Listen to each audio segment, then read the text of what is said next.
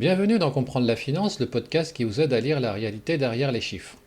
Quand un État paraît solide, les marchés se rassurent. Les investisseurs prêtent plus facilement, les banques prennent davantage de risques, mais il existe un paradoxe rarement expliqué. Ce qui rassure les acteurs économiques peut aussi réduire leur vigilance. Prenons un cas emblématique, la crise de la dette grecque. Pendant des années, les marchés ont considéré qu'un pays de la zone euro ne pouvait pratiquement pas faire faillite. Et cette croyance a profondément modifié les comportements. Le cas de la Grèce quand l'environnement paraît sécurisé. Le contexte. Au début des années 2000, la Grèce entre dans la zone euro. Pour les marchés, ce changement inspire confiance. Le pays bénéficie alors de taux d'intérêt plus faibles, de la crédibilité de l'euro et d'un accès facile au financement. Peu à peu, une idée s'installe. Appartenir à la zone euro réduit fortement le risque. Alors ce qui change, cette confiance transforme progressivement les comportements. L'État grec emprunte plus facilement, les banques achètent massivement de la dette publique, les investisseurs prêtent à des conditions favorables. Pendant ce temps, les fragilités budgétaires restent importantes. Dette élevée, déficit public, économie peu compétitive, mais le contexte rassurant tend à masquer ces déséquilibres. Le paradoxe, pendant plusieurs années, la dette grecque paraît relativement sûre. Puis, la confiance disparaît brutalement.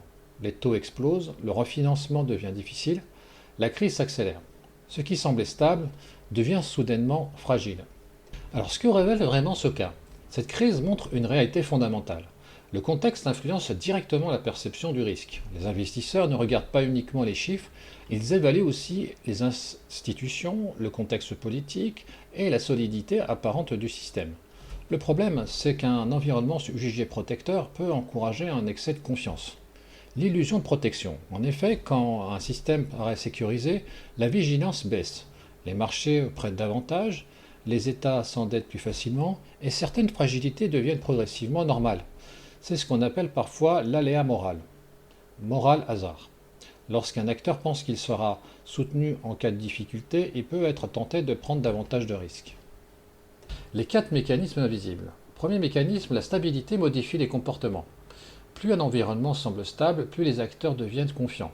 Le risque apparaît moins urgent, moins probable et moins dangereux. Deuxième mécanisme, les protections implicites influencent les décisions. L'euro ne garantissait pas officiellement la dette grecque, mais beaucoup d'acteurs ont agi comme si cette protection existait. Les marchés réagissent souvent autant aux croyances collectives qu'aux règles officielles. Troisième mécanisme, les fragilités deviennent invisibles progressivement. Les déséquilibres ne surgissent pas du jour au lendemain. Ils s'accumulent lentement, dette, dépendance au financement, vulnérabilité économique, mais tant que la confiance reste forte, ces signaux sont souvent minimisés. Et dernier mécanisme, les crises éclatent souvent lorsque le récit au collectif change.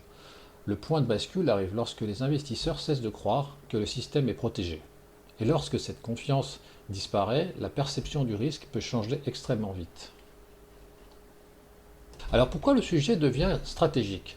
Ce mécanisme dépasse largement les États. On le retrouve aussi dans certaines grandes banques, dans les entreprises jugées too big to fail, dans les marchés technologiques ou dans certains fonds d'investissement. Partout où la taille, la réputation ou le soutien implicite créent un sentiment de sécurité. Depuis quelques années, les régulateurs cherchent à mieux surveiller les risques systémiques, limiter certains excès d'endettement, renforcer le stress test, améliorer la transparence budgétaire. Mais au fond, le problème reste profondément humain. Plus un environnement paraît rassurant et plus les angles morts deviennent difficiles à voir. En conclusion, on peut penser que les crises viennent du chaos, de l'instabilité ou de la panique, mais elles naissent parfois des périodes où tout semble sous contrôle. Car le contexte ne se contente pas d'entourer les décisions économiques, ils influencent directement la manière dont les acteurs perçoivent le risque. Et lorsqu'un système paraît durablement sécurisé, la vigilance peut progressivement disparaître.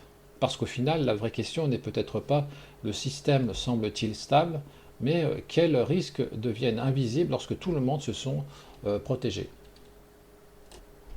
Merci de votre écoute. Si vous avez apprécié cet épisode, pensez à vous abonner et à le partager.